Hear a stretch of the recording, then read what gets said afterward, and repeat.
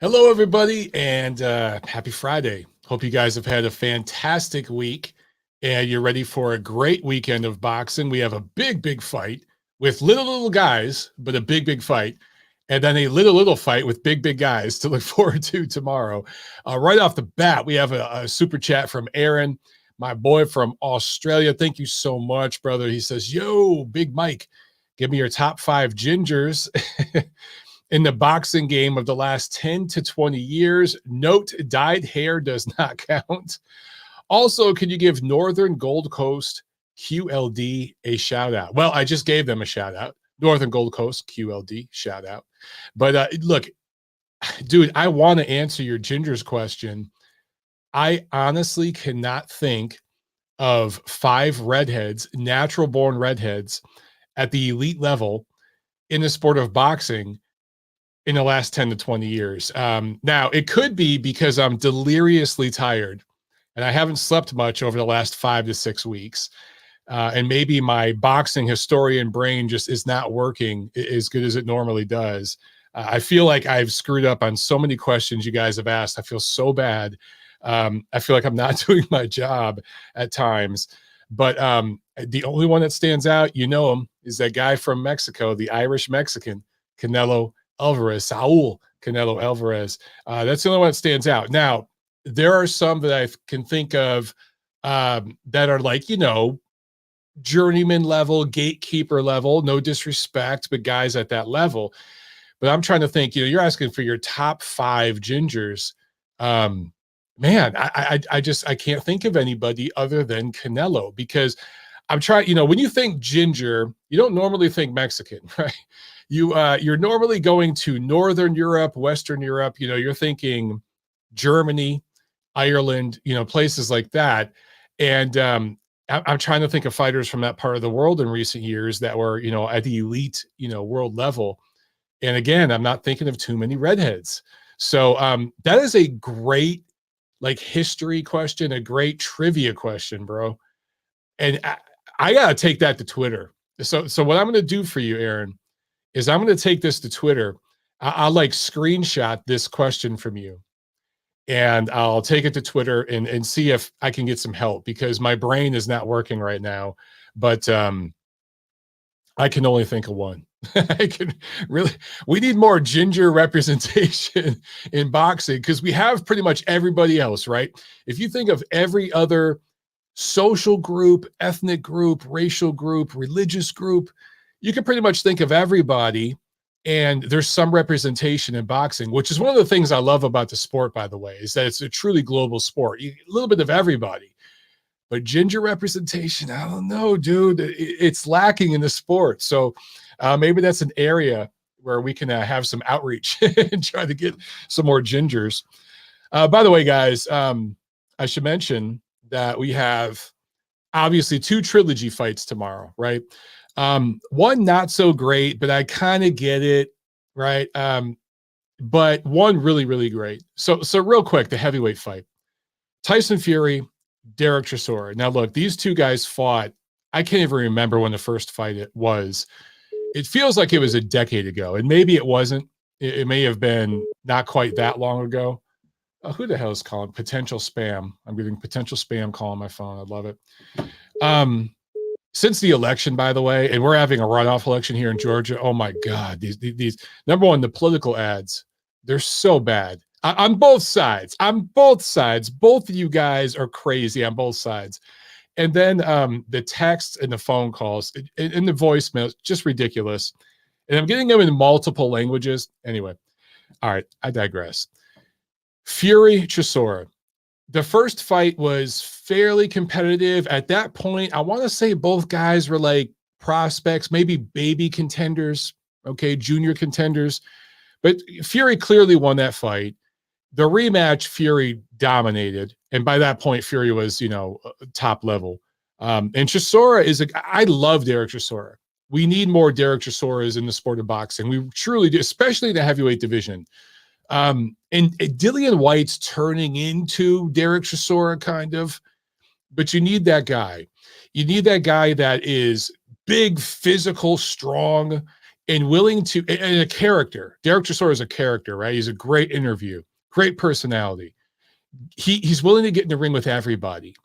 This guy goes from Vitaly Klitschko. He fought Vitaly, not Vladimir, old school Klitschko, Vitaly Klitschko, all the way to Tyson Fury for the third time. So I love Derek Chisora, but at this point, he really shouldn't be fighting elite level guys. Now, him and Tyson Fury are buddies, right? They're friends. They're drinking buddies. They're cocaine buddies. Yeah, they're strip club buddies. They're buddies. Okay. Okay. So I don't think Tyson's going to beat up on him too bad. I think they're going to slap each other around. It's going to be entertaining for the crowd, especially like a novice, casual type of observer. I think for more astute observers, they're going to look and see what's happening in this fight.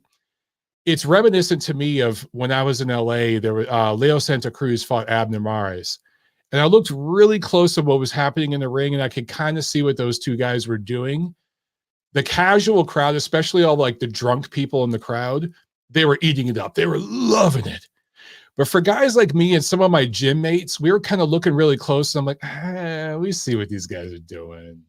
There's a gentleman's agreement. We see what these guys are doing. That's what we're going to see tomorrow night in London. Is it London? It's somewhere in England. Tyson Fury and Derek Chisora. Obviously, Fury's going to win either by decision or possibly late stoppage. It doesn't really do anything for the heavyweight division, except Tyson Fury stays active. That's the whole point of this.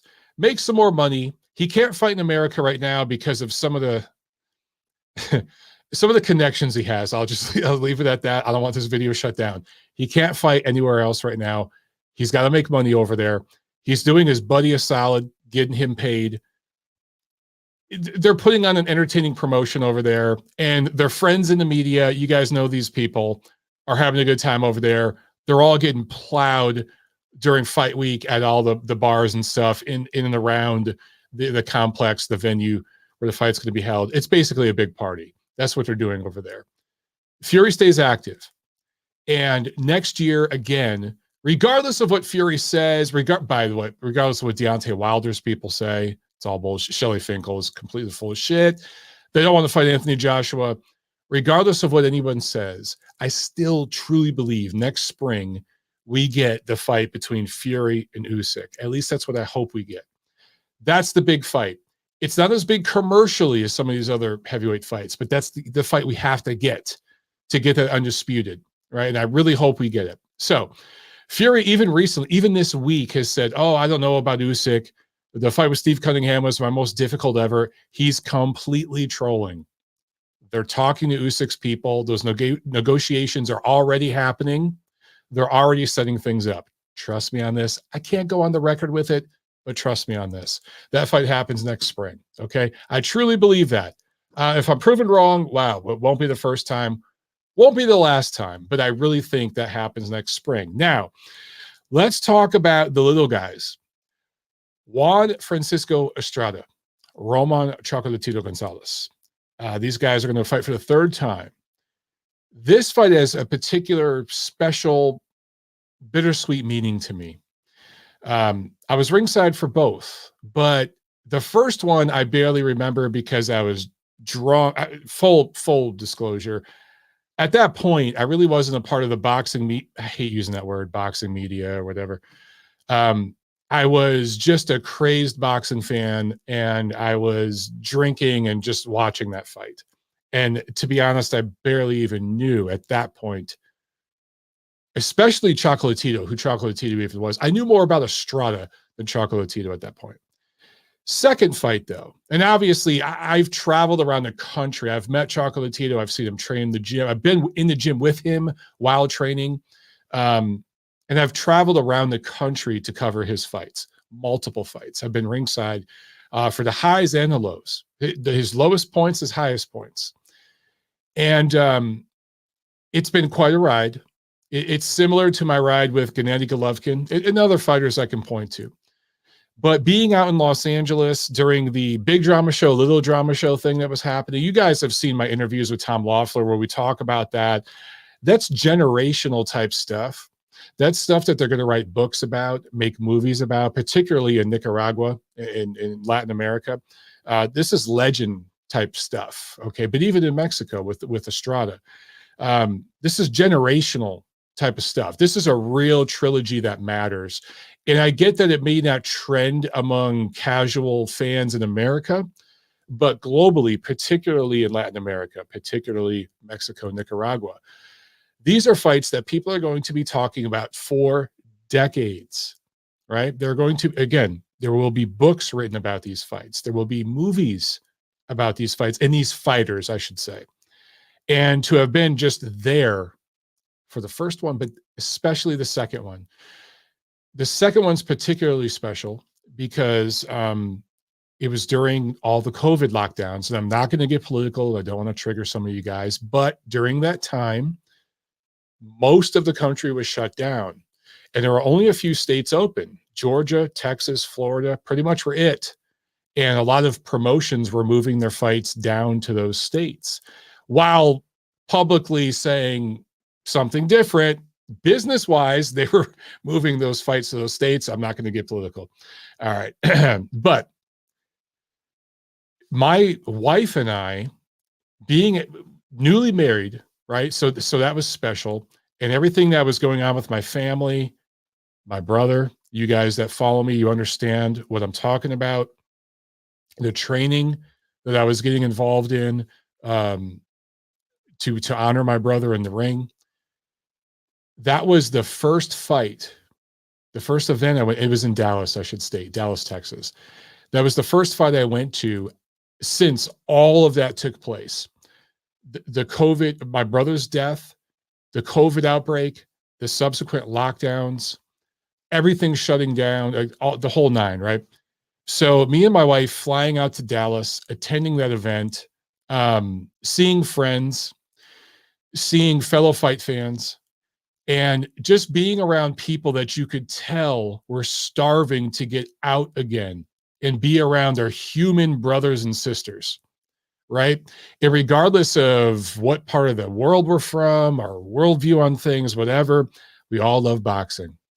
And there was just this feeling of camaraderie and love in the air. Not to get all hippie-ish about this shit, but seriously, there was.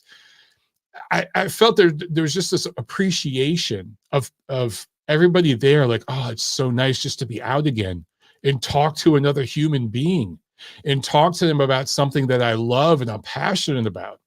Then on top of all that, it was a great fucking fight. It was a fantastic fight.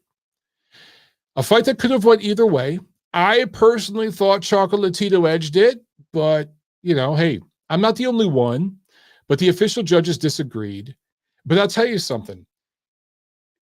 When the scorecards were read and Estrada got the decision, there were some boos and there were some people who were upset. And, you know, as we're all walking out of the arena, we're talking. And then, of course, you go into the bar after the fight and you're talking more.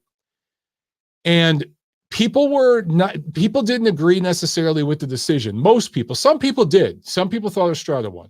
But most people thought Chocolatito edged it. But most people didn't care. Most people were still caught up in the magic of what we had just saw. And also knowing that these two little dudes, they're probably going to do this again. And because of the decision we got tonight, they're probably going to do this again. We're going to get to watch these two masters of their particular martial art, masters of their particular craft, get back in the ring and do this again. And so even though people didn't agree with the decision, they didn't mind. They were thankful. There was gratitude for what they had just seen. And so I just remember that. I just remember everything I was going through at that particular period in my life. And my wife, of course, was involved in that, being my support system, my backbone. She was there with me. And you remember that stuff. And that's what stands out. And that's what some people don't understand about sports. You know, every one of you watching this has, let's just stick with boxing, but we can go to other sports, right? But we'll just stick with boxing. There's a particular fight you might remember where maybe it was the last fight you watched with your father, or the last fight you watched with your grandfather, your grandmother, right? The last fight you watched at the house you grew up in, whatever it was. I remember particular fights. It was my last fight stationed at a particular base in the Marine Corps, or maybe my first fight there. It was my first fight when I moved to LA, my first fight when I lived in St. Louis, all these different places I've lived. Those things stand out. You remember those things. It's an event that stands out in your memory. That's what sports does, and it gets you through certain moments in your life. And for me, that rematch between these two fighters, Estrada and Gonzalez, will always stand out. I remember what I was going through and everything else. And now, as I will watch this fight from my home, probably holding my 5.5-week-old daughter, almost 6-week-old daughter in my arms, watching these two guys fight again, I'll think about everything that's changed in the last year and a half. It's only been a year and a half, basically, since these two guys fought again. It's all very surreal and it's meaningful. And to me, that's something that just boxing provides that's just different than other sports, because these guys, especially now, they get in the ring twice a year, maybe 3 times a year.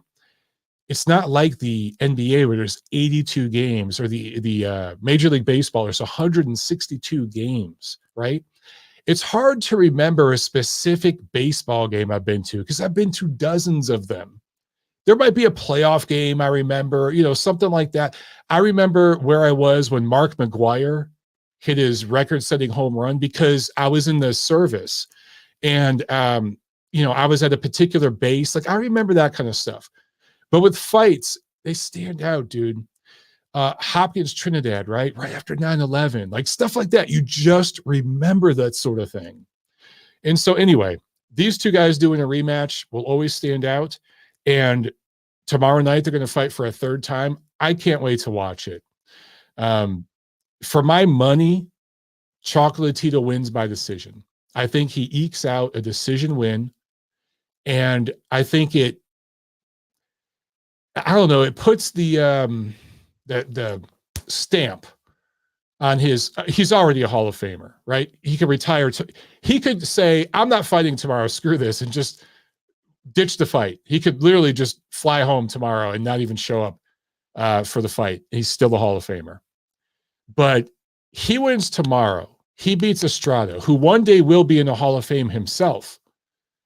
That, to me, is the stamp on an all-time great career for Roman Chocolatito Gonzalez. Just a special, special fighter. Special fighter, man. Super chat from Tony Belafonte. Thank you so much. He says, would you put Chocolatito on your Latino Mount Rushmore of boxing? Wow. That's another great question. Because when you say Latino, that's all encompassing, bro. I mean, that, I assume by Latino, you're not including European Latino. You're just talking about Latin America, Hispanic Latino. I assume that's what you mean.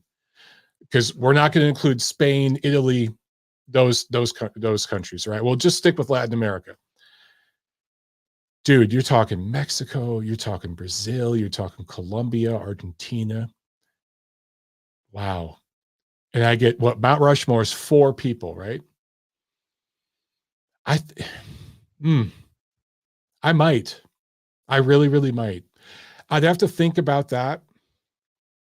That's another one that, like, right now, being, going off of like 4 hours of sleep, having a fussy infant daughter, I want to say yes. Okay.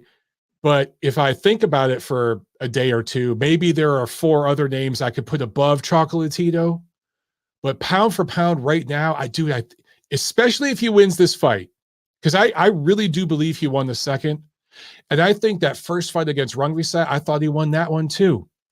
But even officially with those losses, it doesn't matter. Coming back and doing what he's done after them, especially if he beats Estrada tomorrow, it's special.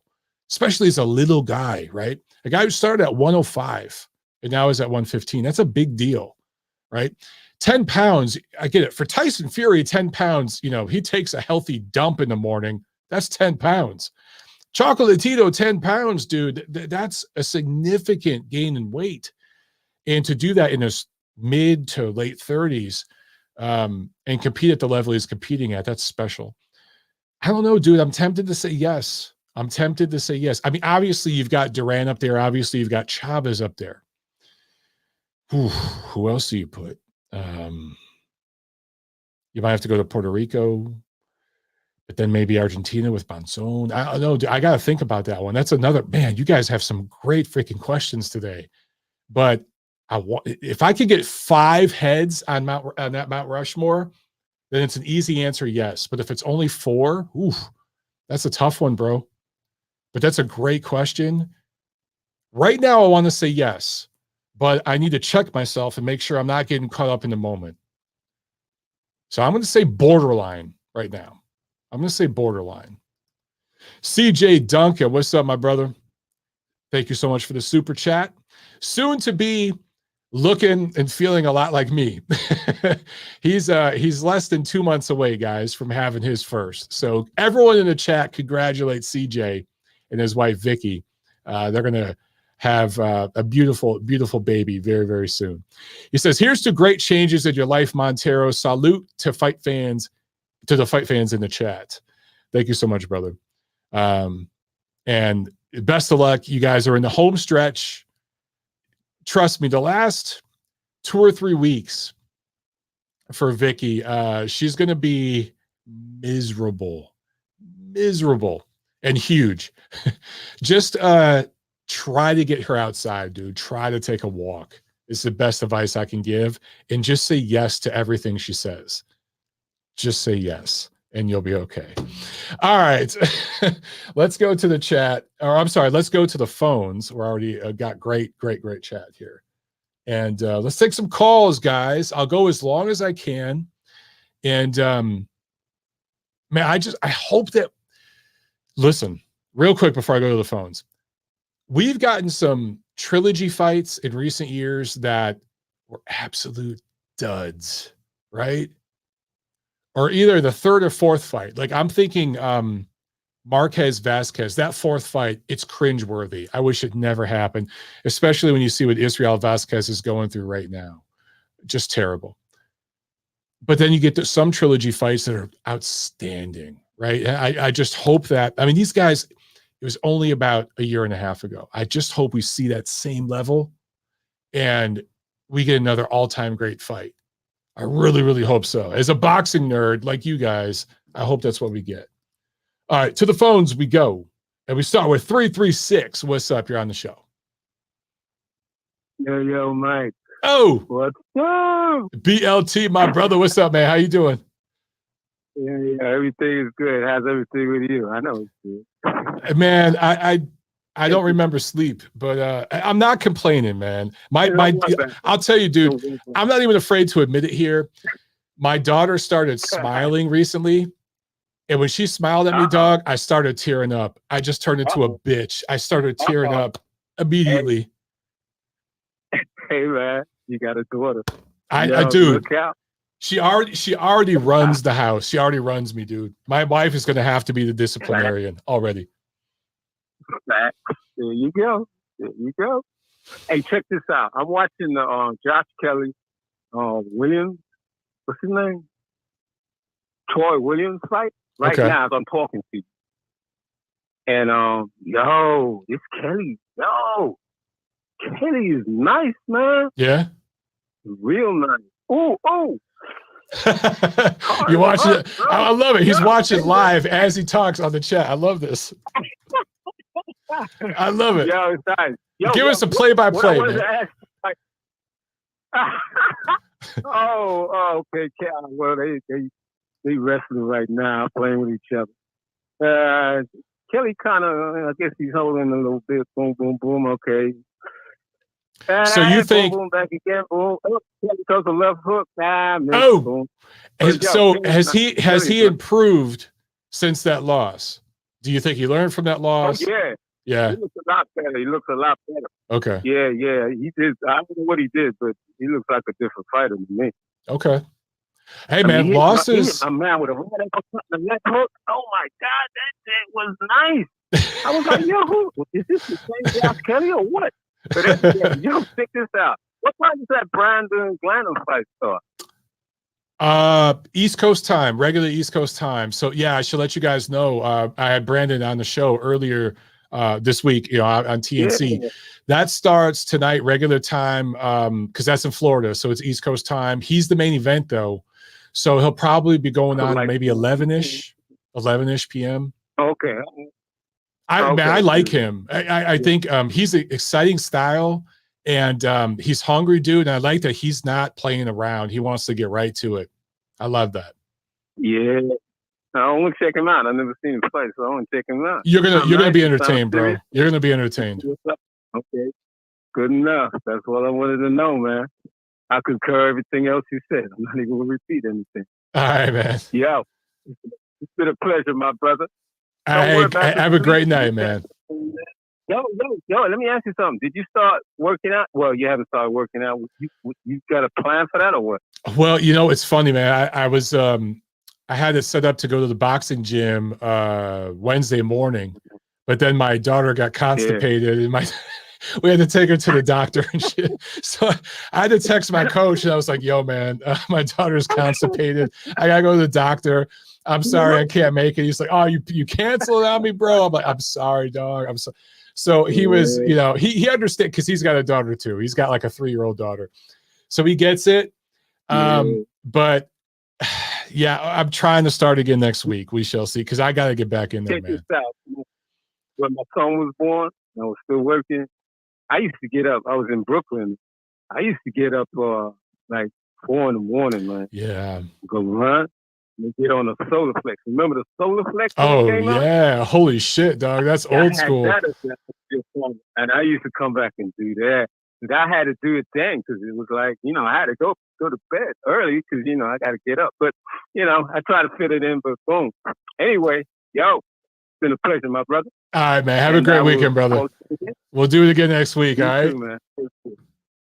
No, definitely. Peace. Yeah, guys. I to BOT's point, I might have to start doing that. I might have to start getting up at like 5, and then just if that's when I work out. But I'm talking to my wife. I want to do a few more fights next year. I really, really do, and I have some plans, and I can't talk about it yet publicly. But I got some big, big plans. Like there's some big stuff I want to do. But I'm obviously going to have to really get back in the training, in hardcore training, where it's like 2-a-days, right? You're getting up, you're doing your road work in the morning, you're boxing and sparring at night. Like you might do 2-3 sparring sessions a week, and then a couple of like skill sessions a week where you're doing mitts and all that stuff. Maybe 1 or 2 weightlifting sessions a week. That's in the morning too. You do run weights, that sort of thing. But I mean, right now, obviously I can't, but I'm hoping that when Jacqueline is 3 months old, because that's when they say like they start to kind of turn a little bit, turn the page, or what's the expression? You get around the corner or whatever. And at that point, maybe she'll just do 1 feeding a night. Because right now I'm doing the night feedings. My wife takes care of her during the day. I take care of her at night. So I'm getting up at 2 to do the first feeding and like 5 to do the second feeding. And part of me is like, dude, when I get up at 5, maybe I should just pound a bunch of coffee and just go for a run. You know what I'm saying? But then I'm like, it's 25 degrees outside in the morning. I might get sick. I just don't know. So anyway, we'll figure it out. But I definitely want to do a couple more fights next year. That's definitely in the plans. And then we'll call it a day. All right, back to the phones real quick. Let's go to 415. I think this is Luis. What's up? You're on the show. Mike, what's good with you, man? What's good, man? I'm just trying to stay awake. How are you, man? How are you, brother? Hey, bro, I'm doing good, bro. I'm doing good. Hey, before I get on the boxing, I've been listening to the whole, Jackie development since, the wife was months pregnant, you announced or whatever. I got a 9-year-old, and every time I hear your updates and, the stories, and then I get flashbacks. And the only thing I could, give you suggestion-wise, because I have a 9-year-old daughter as well. Daughter, should I say? She's 9 now. Is I remember those days of getting up and feeding them and burping them, and you know when they fall asleep in your chest, like you don't know what love is till you have your own child and you hold them, and it's a little bit of you. You know what I mean? Yes. Enjoy the time while you can, bro. Because you know mine still you know still days little girl and everything, but I miss those days. You know what I mean? Like those days, it's like that's what everyone tells me. You can't put yeah, everyone says, bro. "Oh man, I miss when before she could talk, and she's just like this little meatball." You know, so that's what everyone tells me. I'm trying to soak it in, man. I'm trying to.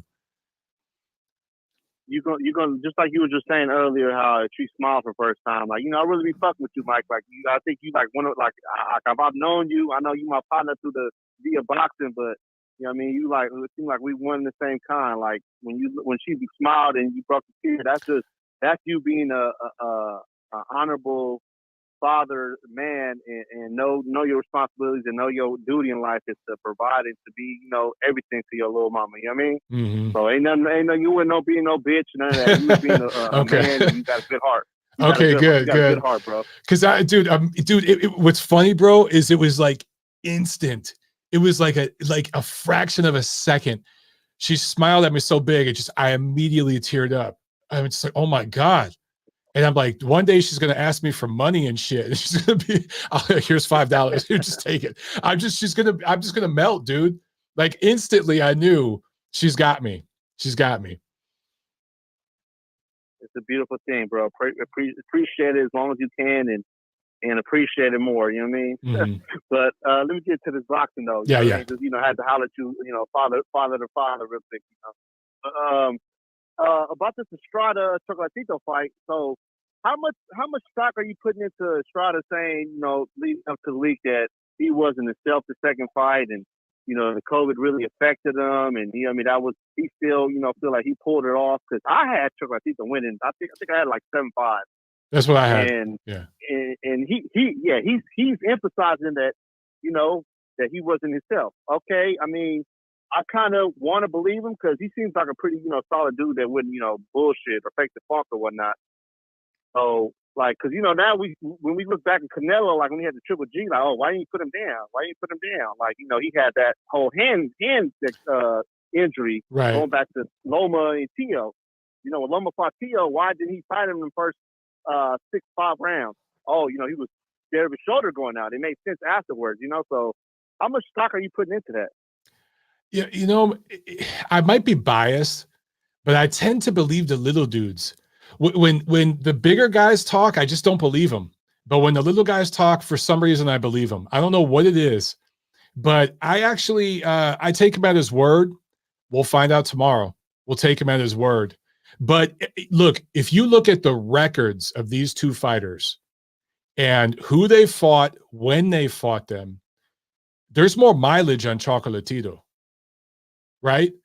So Estrada should be the fresher guy. That's what we should see. We didn't necessarily see that last time they fought. They fought basically on even terms. Right? And I'm with you. I had a 115, 113 Gonzalez. So we'll find out tomorrow. We'll find out. But I will say this. I have to say this. Both fighters had a fight earlier this year. Chocolatito fought the better fighter. He looked better. Mm-hmm. And as a better W this year. I think that matters. I agree.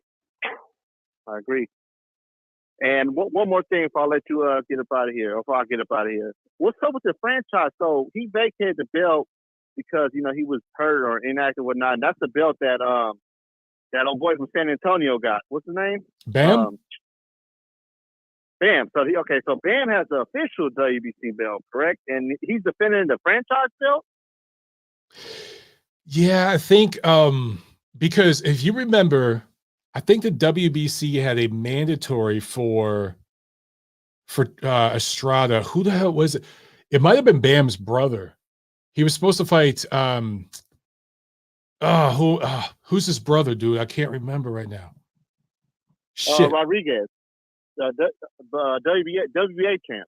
I want to say it was something like that. They had a mandatory for him. Was it Franco? Right. Franco,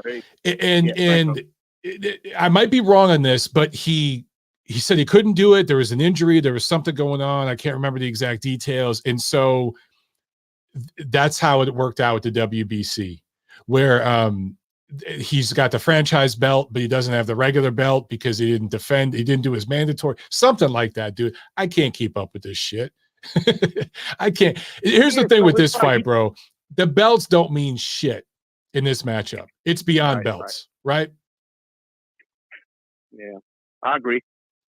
Well, yeah, I was just kind of because I figured whole start with the Lomachenko franchise and Canelo franchise, and now they're letting Estrada defend the franchise along with the ring, and it's just. So are we gonna keep on? So are we gonna make the WBC like the WBA and have a regular and a super champ? Like that's what it seems like they're halfway there, man. Right? They're halfway there, dog. So it's kind of laughable. There's a lot of things about the WBC that I like, but stuff like this, it's hard to defend, man. Just remember, where's Estrada from? Where's the WBC headquartered? Yeah. Do the math. Yeah. Do the math. Yeah. Right. I appreciate your time, Mike. I know a lot of other callers want to get on like I do, so enjoy the weekend. You too, enjoy man. That baby girl, bro. Appreciate it, brother. All right. So, yeah. All right, great. Good stuff, man. Good stuff. Real quick, guys, let me catch up on these super chats so we could jump back to the phones. Let's see. We've got Aldo Marquez. Thank you so much. He says the little guys are professionals and act like it. Yeah. Listen, if you're a diehard boxing fan, and especially if you're 30 and older, I'm going to be a little ageist right now, right? And you remember the good old days when dudes fought each other and, the best fought the best, this kind of thing. Just stay south of 126 and you're pretty good. These guys actually fight each other. And there's some special fighters in those lower divisions. 115 has just been a blessing. It really, really has. And Luis, brought up Bam Rodriguez. These new guys coming in, they're about to take over for the Chocolatitos and the Estradas. They're about to take over for those guys. So there's a new generation. Look at what Bam Rodriguez has done this year as a kid in his early 20s, right? You're just not seeing that north of like welterweight, even in Spence, Crawford, hello. So these little dudes, those are the fights that I really, really look forward to, and unfortunately there's so many American sports fans that get caught up in size, right? They're used to seeing dudes like Shaq or, in the NFL, they just like Tom Brady's a big guy, Brett Favre, these big dudes. And so they're used to seeing that. And that's what they associate with being like a dominant athlete. But man, sometimes these little 112-pound guys, these dudes will mess you up, right? These dudes are awesome. So I love watching the little guys fight. I love watching heavyweights too. Don't get me wrong, but it's a different style of boxing. It's almost a different sport in the way that they fight. The little guys, though, man, you're almost guaranteed action. That's what we should get tomorrow. Trent Namperio with the super chat. Thank you so much, Trent. He says Vitaly Klitschko did not quit against Chris Bird. Zach Parker lost because of an injury. He was up 3-0 going into the fourth. Better switch to winning gloves, better hand protection. Yeah, listen, when it comes to so look, Zach Parker, John Ryder, I take Zach Parker at his word that he was hurt, could not continue. I want to say if it was me, I would continue, but I'm not in his body. I don't know what he was feeling, right? None of us do. So I try to take fighters at their word. I think you could tell when someone's kind of like faking it or taking a dive or whatever. He should come back from this and get better. But for people who think this dude was looking for a way out, to Trent's point, Parker was winning that fight. Also, the winner of that fight gets the Canelo sweepstakes. You think Parker didn't want a date with Canelo and that massive payday, that huge opportunity where your brand doubles overnight, regardless of who you are? Like your brand in boxing doubles, triples, quadruples overnight if you fight guys like Canelo Alvarez, Anthony Joshua, those type of guys. And so you think he looked for a way out of that? I don't buy it that he quit. Just like to Trent's point, we know Vitaly Klitschko did not quit against Chris Bird, because when Vitaly fought Lennox Lewis and his eye was busted up, he wanted to keep fighting. And he was pissed when the doctor stopped the fight because, and you know, I've seen interviews with Vitaly subsequent to that fight. And basically what you said was, listen, against Chris Bird, I couldn't fight. I couldn't lift my arm. I can't box with one arm. Against Lennox Lewis, yeah, my eye was busted up, but I could still see. I want to keep fighting. I could still throw punches and I can see. I wanted to keep fighting in that fight. So it's just a different mentality. And let's see what happens with Zach Parker in the future. Okay. Back to the phones. We get wow, we have a bunch of calls. I hope I can get to all these. Holy hell, we got a bunch of calls. Let's go to Nacho in California. What's up, brother? How you doing? Hey, what's going on, Mike? Just out here in this cold, wet day out here in California, which is unusual. It's usually nice and sunny, but it's raining today. So, I remember when it rains. When it rains in Southern California, man, everybody hibernates. Those were like holidays out there. Yeah. Yeah. Oh, yeah. There's not a whole lot of people out and about, that's for sure. Mm-hmm. So, just real quick, Mike, there was one fight on the Fury undercard that I thought was interesting that I didn't bring up the other day. This Ukrainian dude who apparently was on the Olympic team with Usyk and Loma, but he hasn't really done much with his pro career. Dennis Baranchik, I think is his name. He's undefeated, but he's kind of an older guy and hasn't really done much. But a lot of people are saying that he can fight. Well, he's taking on an old grizzled vet in Yvonne Mendy, who's fought some world-class guys. And I'm kind of curious to see how that fight goes, because if Baranchik can beat Mendy, or if Mendy can beat him, one of those guys can kind of throw their names into the mix at 135. What do you think about that fight, Mike? I'm just pulling up his record here. He represented by K2 Promotions, which is interesting. 2012 Olympian. He beat Anthony Yigit, Jeff Horn. He lost to a Cuban. No shame in that. And then World Amateur Championships in Baku, Azerbaijan. All right, let's check out his pro record. Interesting, man. Yeah, I'm not here. I haven't heard much about this dude. He fought most of his fights in Ukraine. Wow, dude, this is his first fight. Well, his second fight outside of Ukraine. Interesting. I don't know, dude. The one thing, I'll look at his resume. There's a lot of like, I'm just pulling it up on BoxRec. I'm sharing my screen here. He's got a lot of 1-star opponents, like 4 and 6 rounders. But recently he's kind of stepped it up. So this is his big first step up in opposition. And he doesn't seem to be a power puncher. 34-year-old lightweight, though, that is a little advanced in age. But yeah, let's see what he can do, man. Let's see what he can do.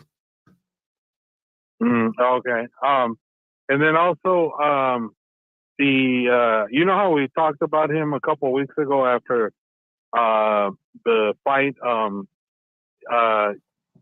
Jesus, I'm trying to pronounce his name again. Yelenusinov.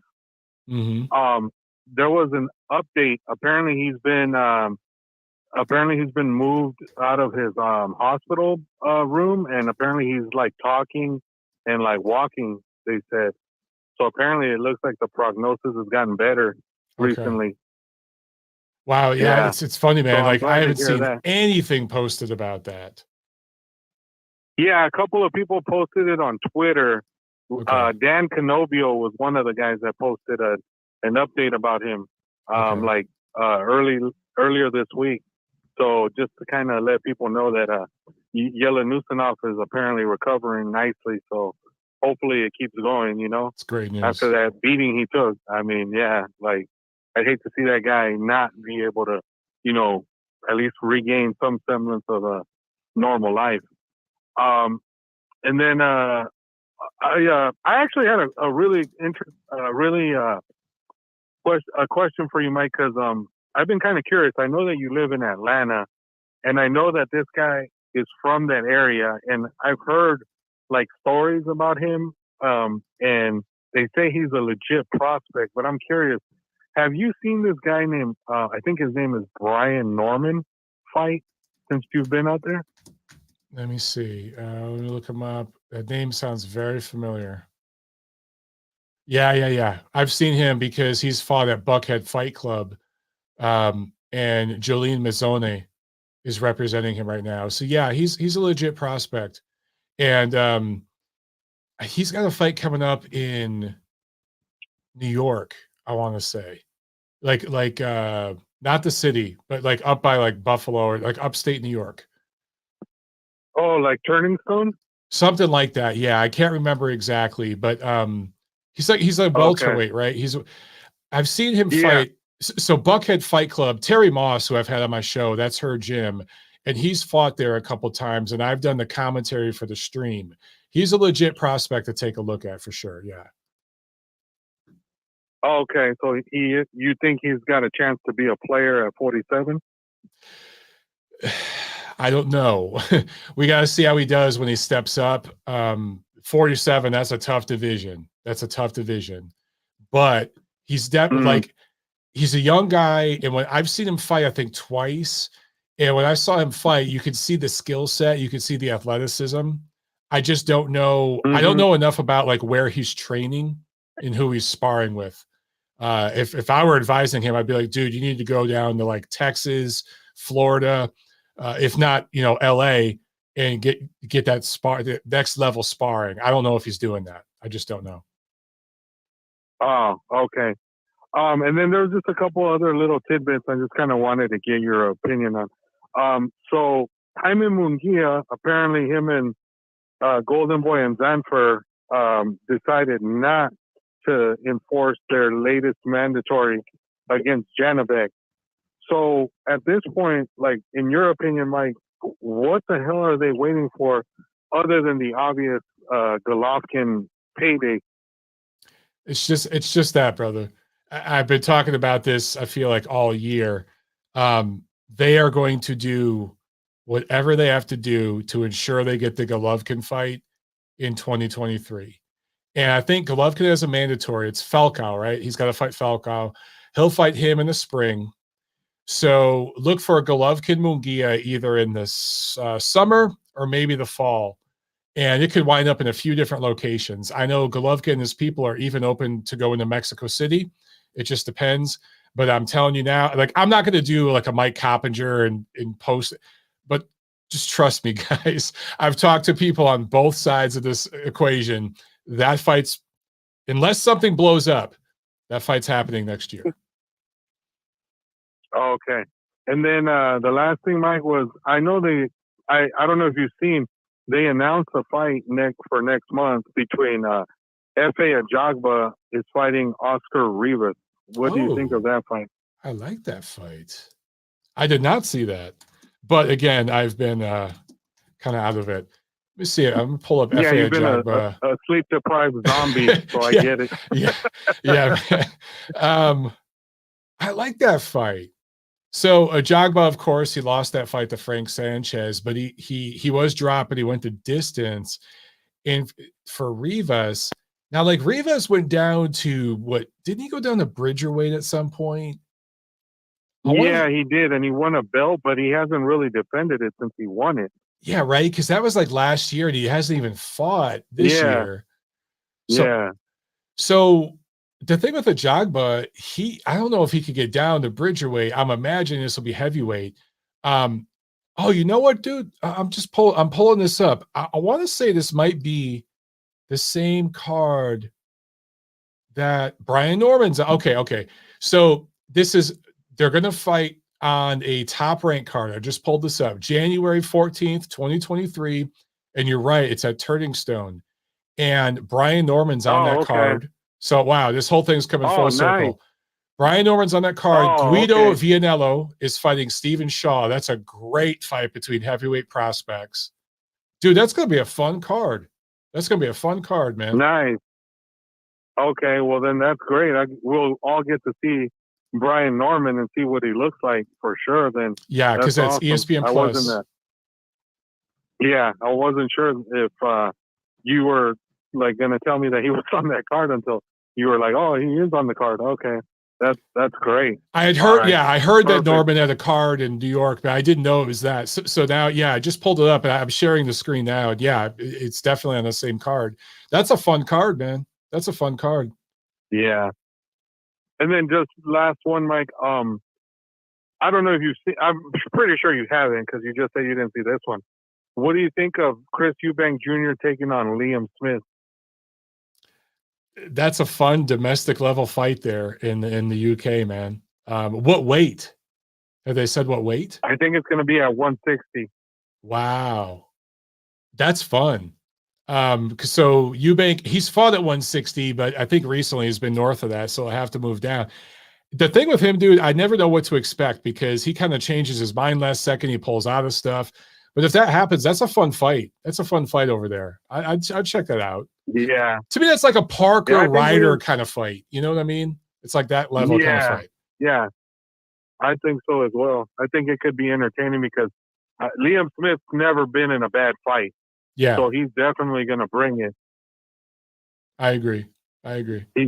He's definitely going to bring it, and he's going to test Eubank. So I hope Eubank isn't taking this dude lightly, thinking he's just going to walk in there and beat him easily. So, all right, Mike. I'll talk to you on Monday then. All right, man. Have a good weekend. Thanks, Nacho. All right. You too. Yeah. All right, there he goes. And now let's go right to Thad. We ain't heard from Thad in a while. Thad, what's up, my brother? How you doing, man?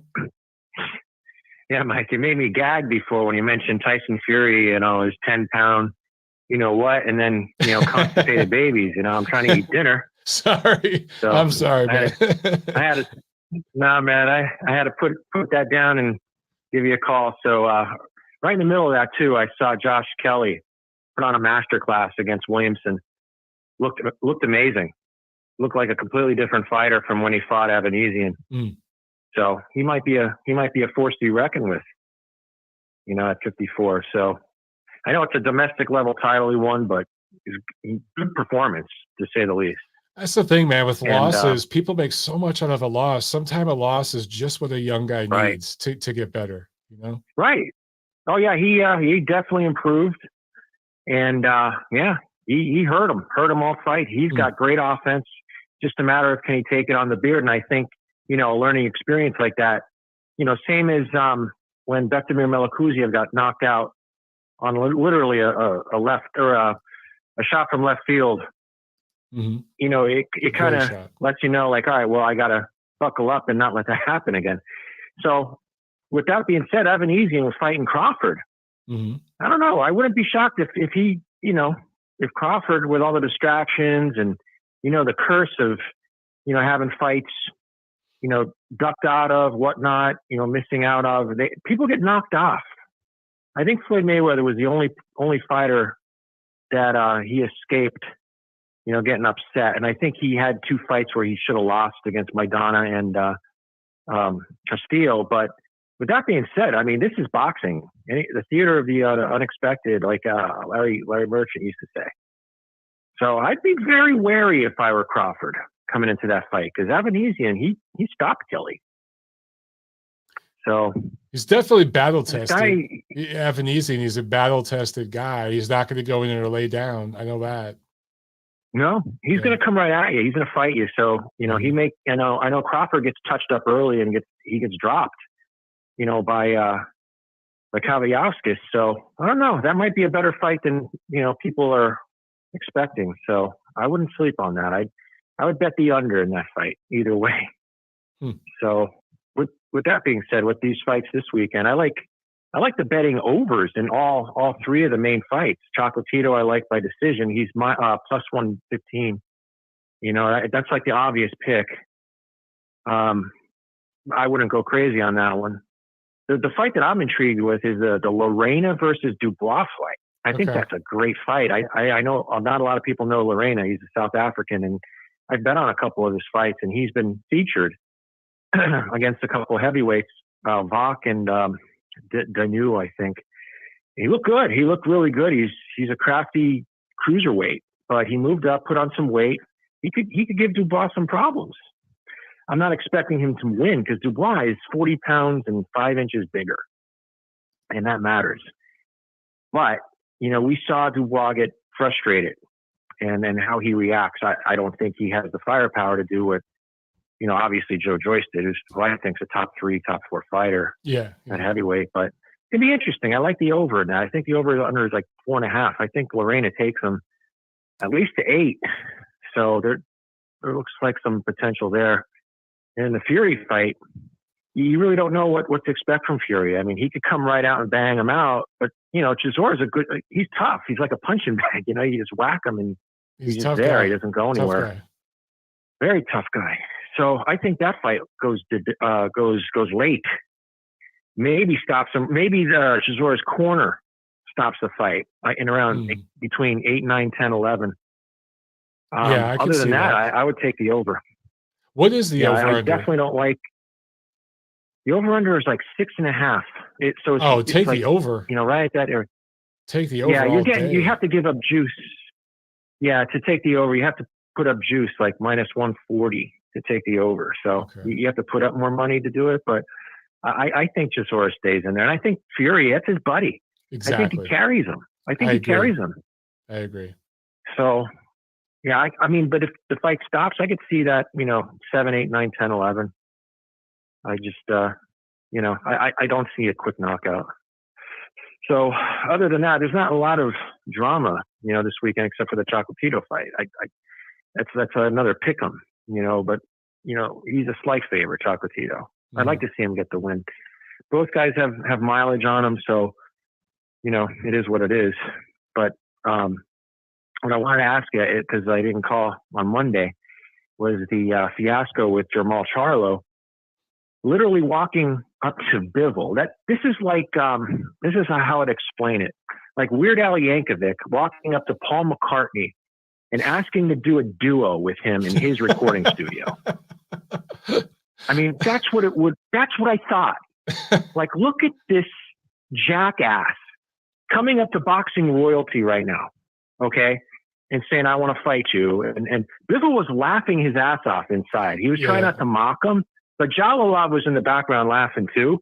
Well, at first he was sort of like standing around like he wasn't sure what was about to go down. It was like, all right, well, I got to have Bivol's back here if someone jumps in. It was funny. It was just a funny scene. It was comical.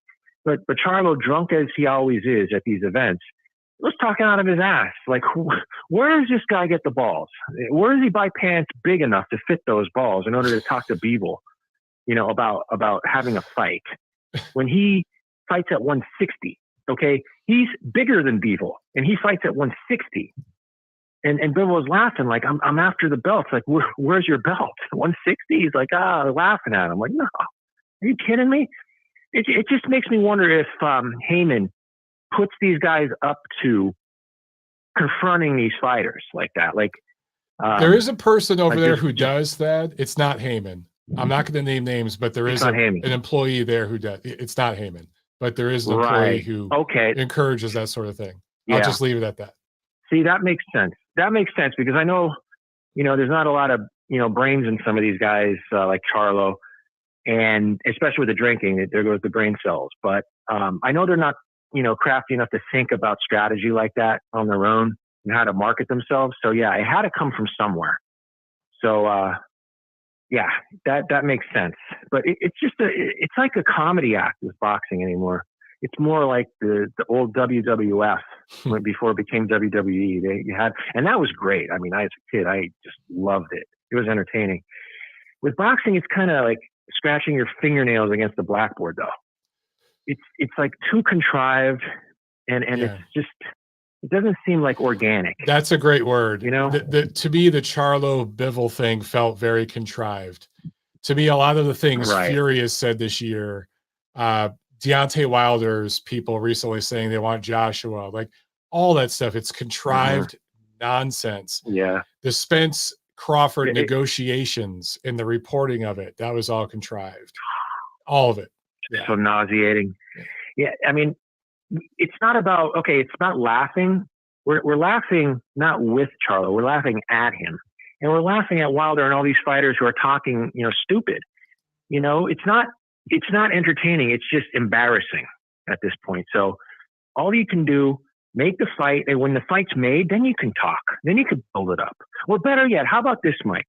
Like in the olden days, when you're building a fight, you have the two fighters fight contenders on the same card, okay, and you build a fight that way. And how much sense does it make, when you have these battling promotion companies, okay? And they're like, well, no, we want this fight on our channel. No, we want it on our channel. Okay, how about this? How about you have the lead up on one, and then you have the fight on the other, and if there's a rematch, the one who had the warm-up fight gets the rematch. And you could contract it that way. That's how everyone does things in business. It's like, all right, well, you got the first one, we get the second one, and we just, cover it that way. But we don't see that. We don't see the negotiations go that way. Like, it's not like they can't be smart enough to think about these things. So what happens is, well, if it's not on DAZN, it's not on PBC, then the fight doesn't happen. That's a cop-out.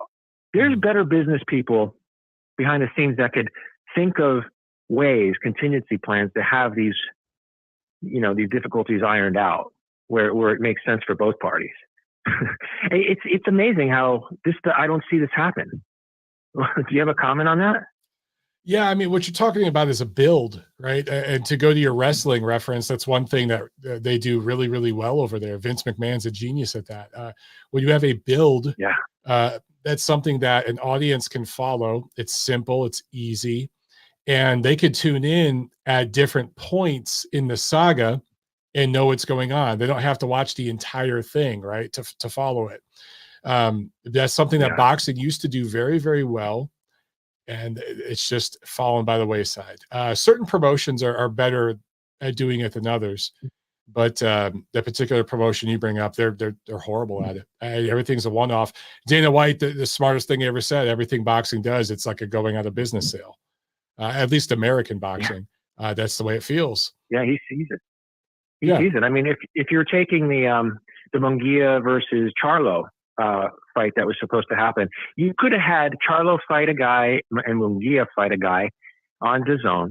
Okay, they split. They do the warm up and the promotion, kind of like Hopkins against Allen, and I think it was the night Oscar fought Felix Sturm, where he looked bad and he almost lost, and he should have lost on HBO pay-per-view.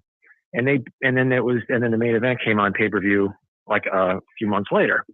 But why couldn't one outlet do the pre-fight, a double header, and then the other do the main event 6 months later or whatever, 3-4 months, and then if there's a rematch, then the other network gets it.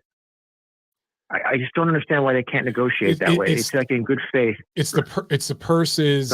It's the network. So when you have a certain purse guarantee, you have to divide the cards up. You can't do a co-main.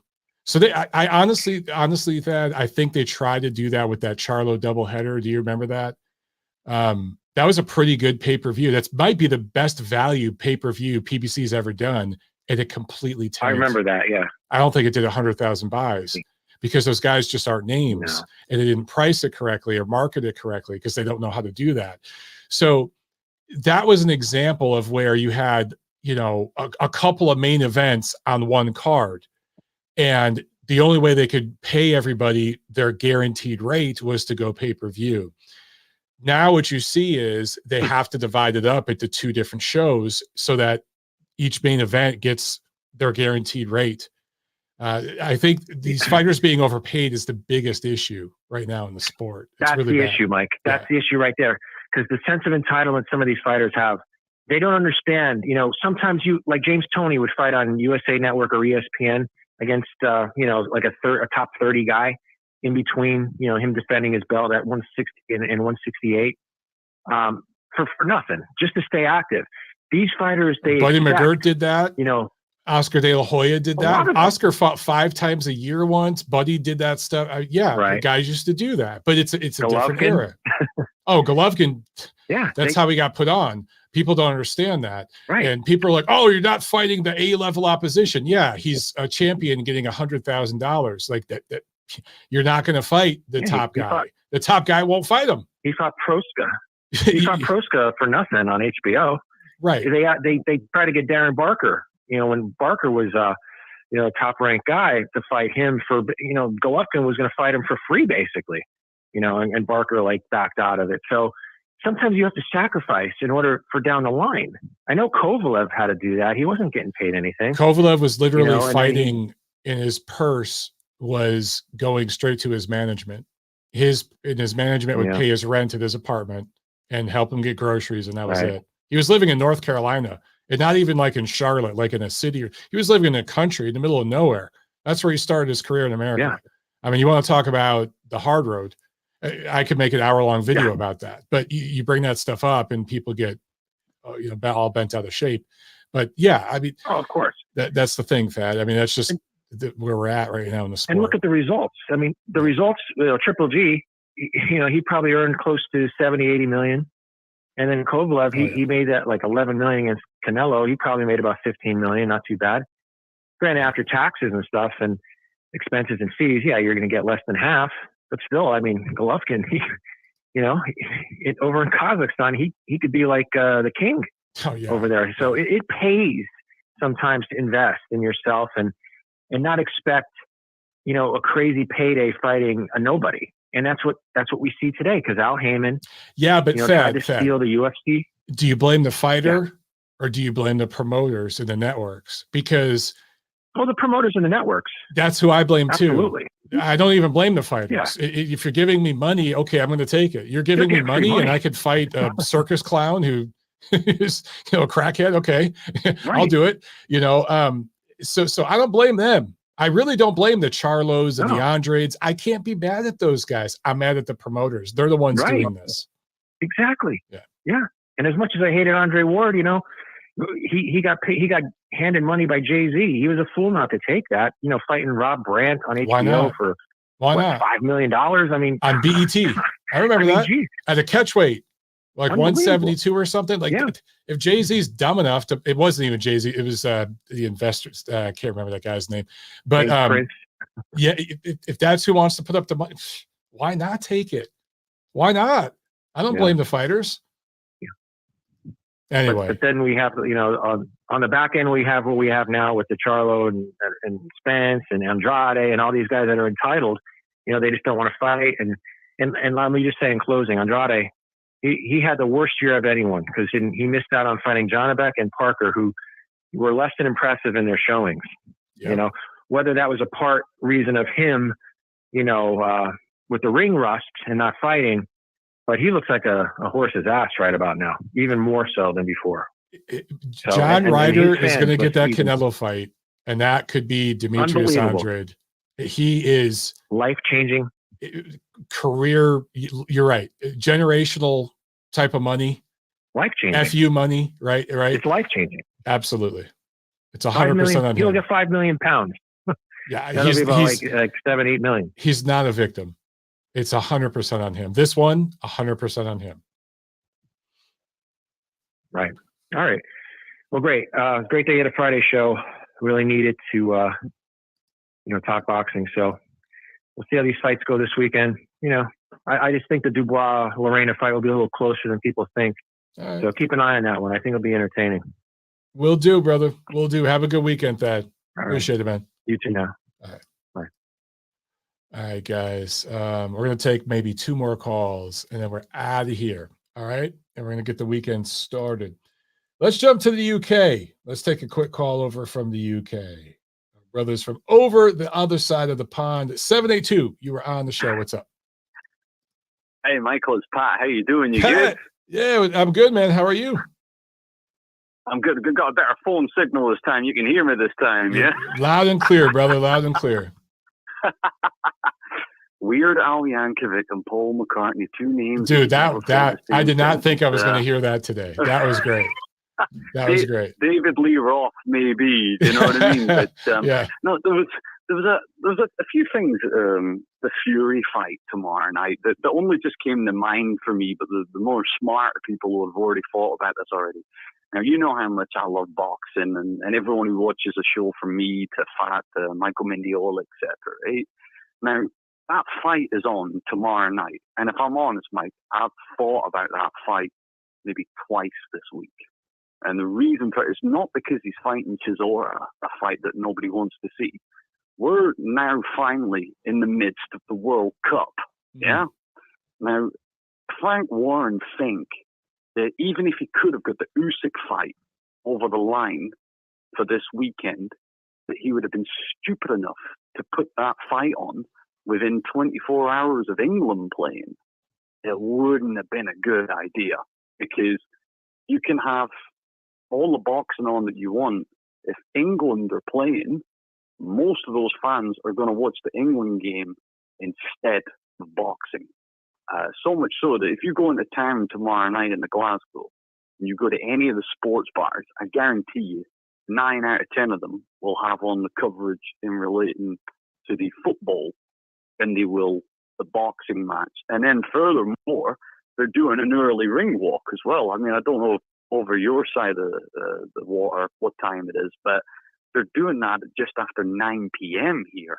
Wow, That's for really, the main really event? Early. For the main event? Yeah. I was watching on the news the other day, and they said, by the way, ring walk will be just after 9 p.m. And I thought, did I hear that right? It's never that early.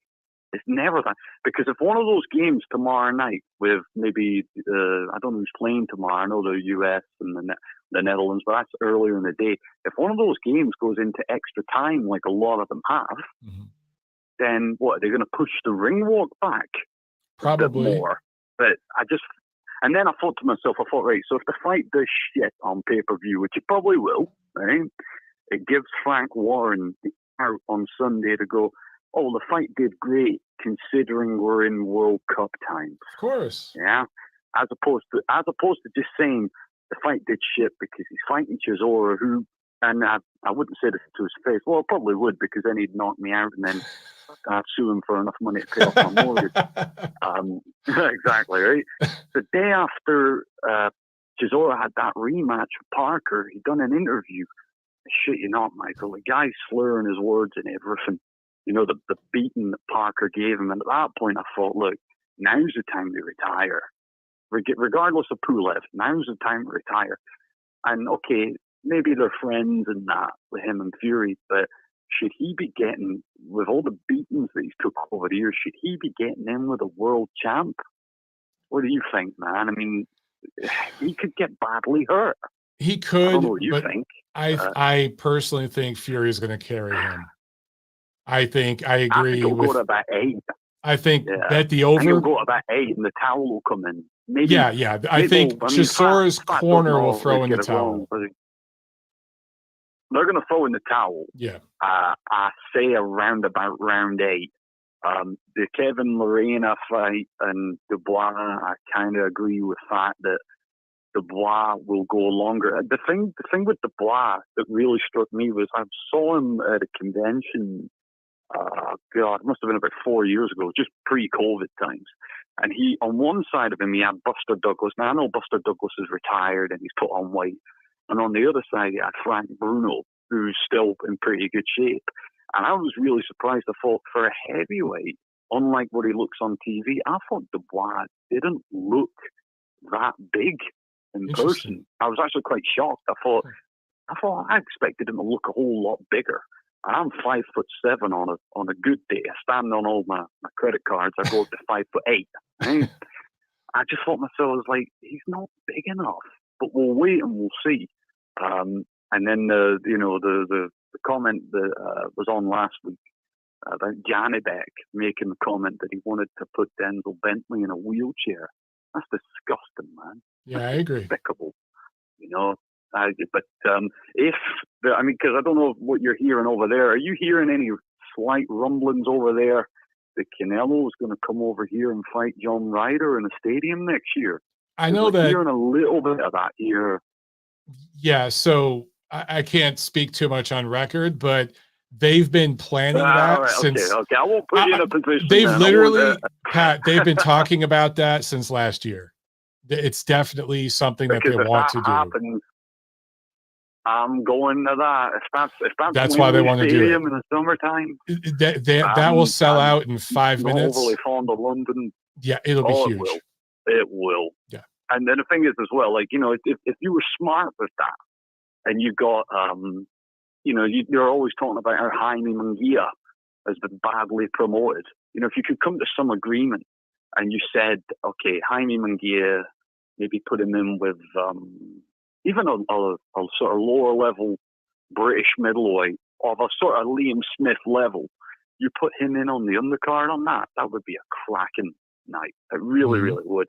But it would be like you say, that would sell out in 5 minutes for Canelo. You know, hey, you could even have him have a fight with Lionel Messi on the undercard. Oh shit! You could even have that. That'd be awesome. Hey man, don't give him any ideas, Pat, because they might do that. Don't give him any ideas.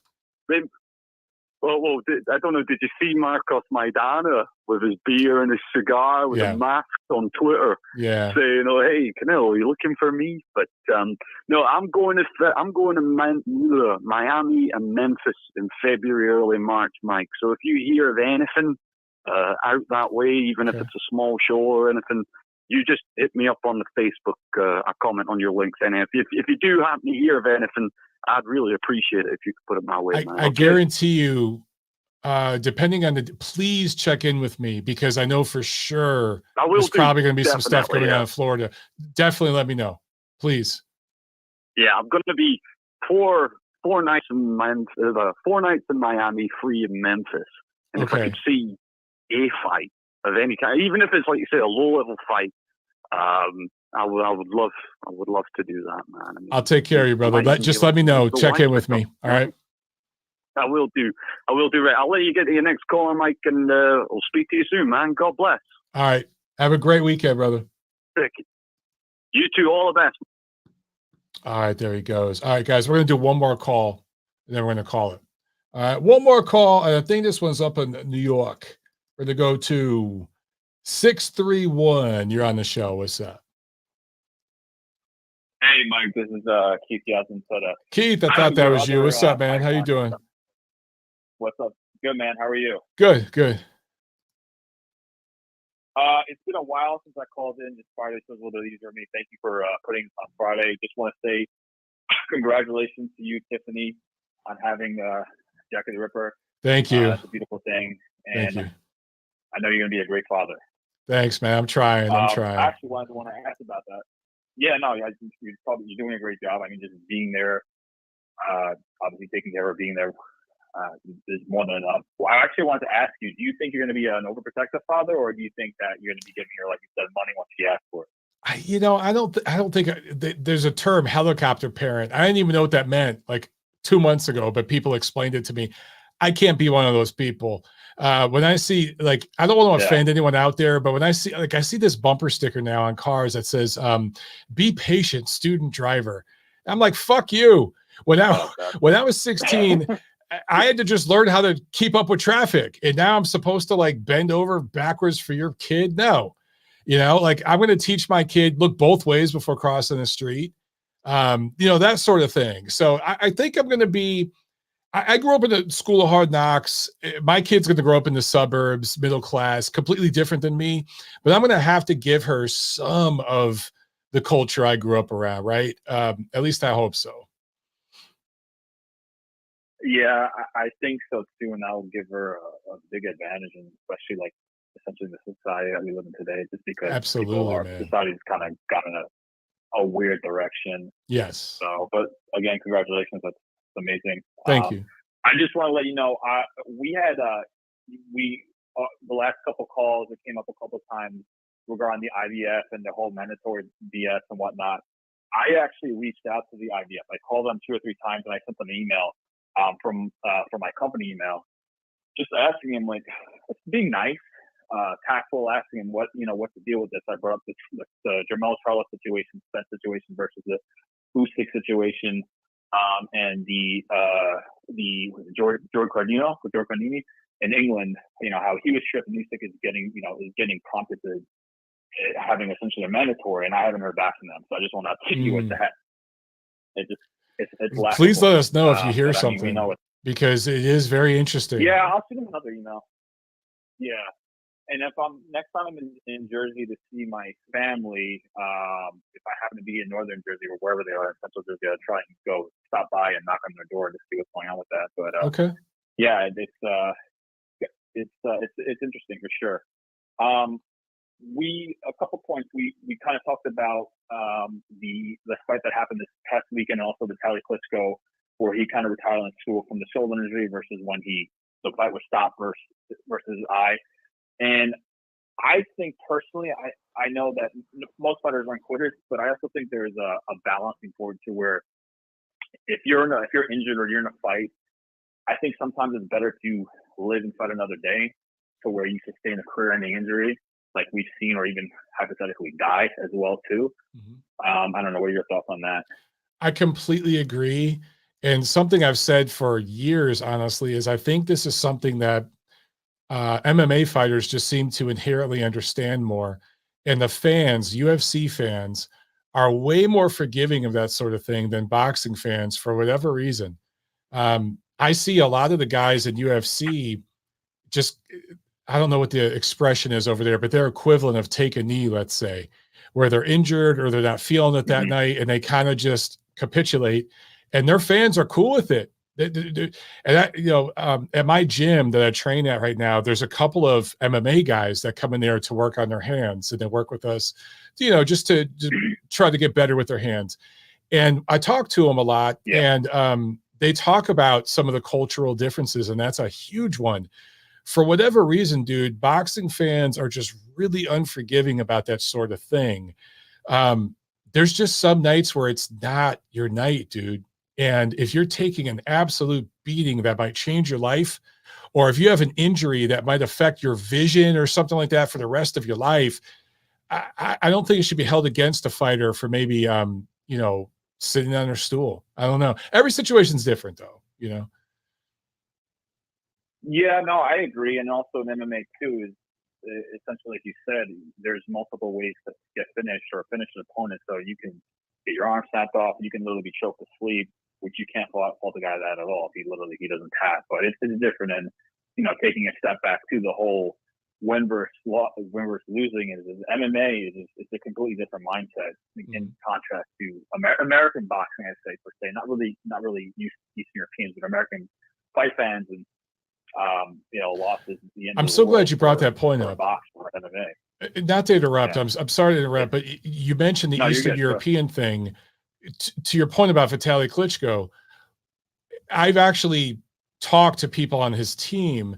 I've never talked to Vitaly. I've talked to Vladimir a few times, but never to Vitaly face to face. But Vitaly did not understand when he retired against Chris Bird how the American fans would take that, because his point of view, to your point, was he's an Eastern European guy, and he was looking at this like, well, shit, it just ain't my night. I can't throw punches with this one arm. I just need to retire and heal, and I'll beat this guy later on down the road. He didn't understand American fans are going to be like, oh, you're a quitter. Because in his culture, it's just not the same thing. And so by the time he fought Lennox Lewis, he understood that better because of the criticism he took. And that's why he had a different kind of attitude. But that's a great point you bring up, though. It is cultural, because there are fighters from other parts of the world. It's not that big a deal to fucking lose sometimes.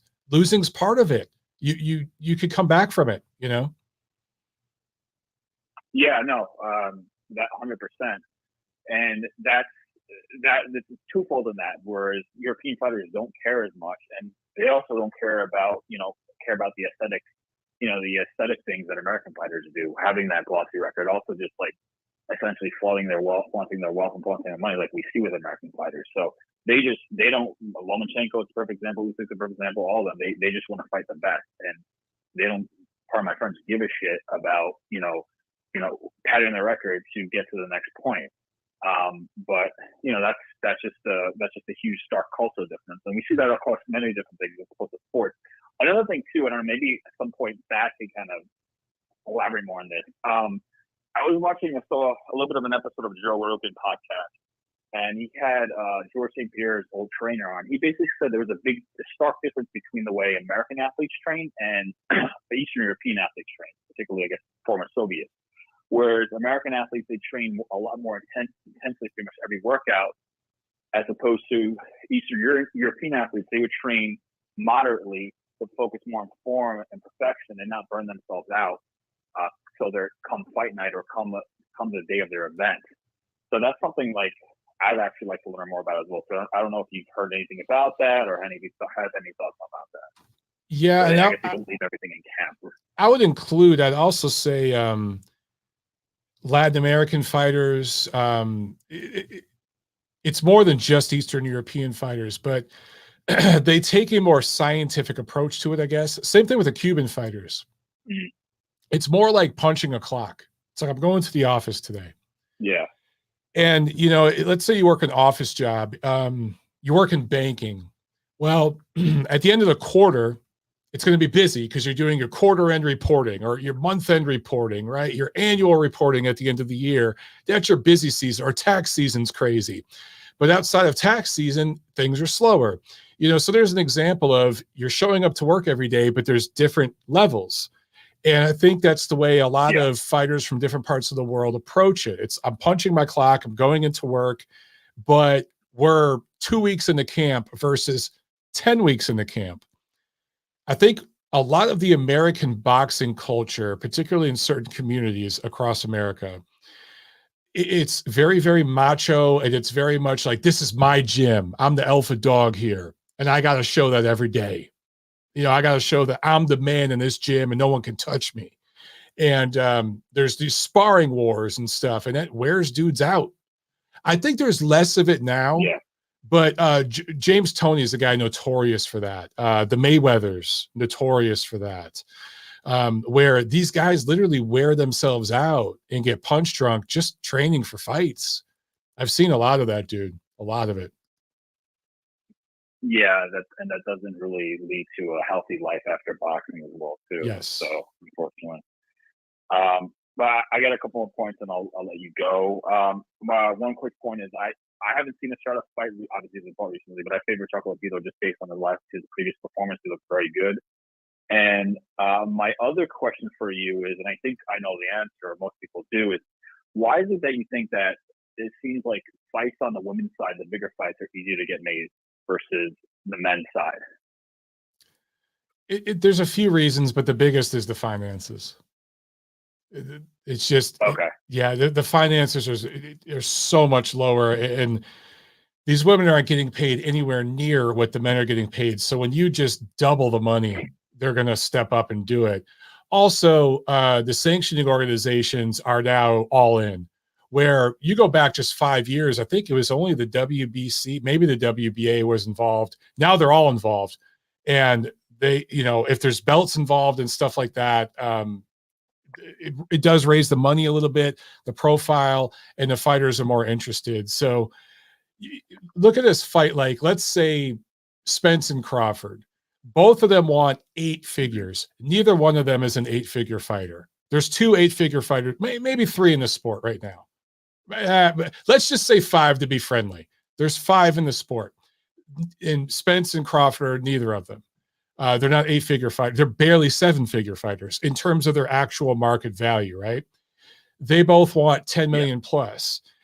But you can do a rematch between Taylor and Serrano, and it's 1/10 of the pay scale. And you saw the sellout that they did in MSG. When they do that rematch over in Ireland or over in the UK or whatever, they're going to do 50,000 fans. That's going to be huge. It's going to be massive. Yeah. So the profitability percentage-wise, in terms of raw dollars, of course, Spence Crawford can make more because you can gouge fans in Vegas. You could charge $15,000 for ringside seats. But in terms of the percentages, in terms of your return on investment, your ROI, it's going to be way higher for Taylor Serrano too. That's the difference. To further this example, then I'll shut up. It's the difference between investing. If you were a guy who invested in movies, if you were a Hollywood guy, investing in the next Marvel superhero movie versus investing in the next independent horror film, you're going to make way more money on your $100,000 investment in an independent horror film than you will on a Marvel movie. You know what I'm saying? Yeah, because the actors are going to demand a lot more out of it with a Marvel movie. Yeah, that makes sense. I was also thinking just because of the political landscape as well too. All these fighters their promoters are, I think, all friends with each other. Correct me if I'm wrong, for the most part. Yes and no. I mean, Clarissa Shields people don't necessarily get along with anybody else. They're very difficult to deal with. Serrano's people can be kind of difficult to deal with. So it's touch and go, but the politics, and Lennox Lewis used to say politricks, increase as the money increases, right? There's more people whispering in your ear as the money increases. So there's just not as much of that right now in the women's game. It will change, but it's not there yet. Yeah, that makes sense. Okay. Well, Mike, I appreciate your time. Thank you for doing a Friday show, and you have a great weekend. God bless you and your family again. Thank you. Same to you, brother. Have a good one. You too. Take care. All right, guys. What a great Friday show. Had a great time. Make sure you hit that like button, share, subscribe, all that good stuff. Have a great weekend, guys, and I'll see you Monday at TNC. Enjoy the fights this weekend.